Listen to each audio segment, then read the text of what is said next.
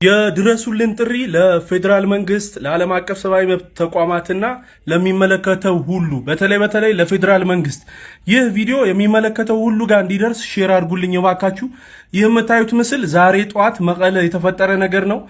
በግድ የታፈሱባቸው ልጆቻቸውን ለማስጣል እናቶች የመቀለ እናቶች አውቶቡስ ላይ ድንጋይ ሲወረውሩ የሚያሳይ ምስል ነው። እዩልኝ።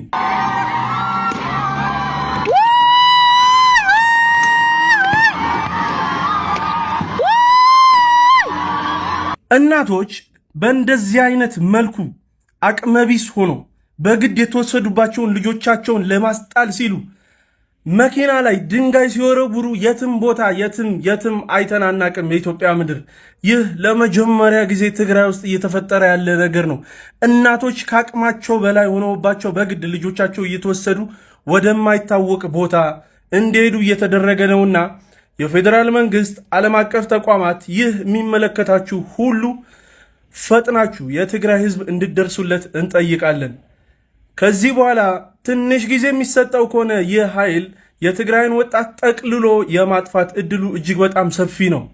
ስለዚህ እባካችሁ የፌደራል መንግስትና የሚመለከታችሁ አካላት በሙሉ ለትግራይ ወጣት እንድደርሱለት እንማጸናችኋለን። እባካችሁ ድረሱልን። ሰላም ለትግራይ ህዝብ።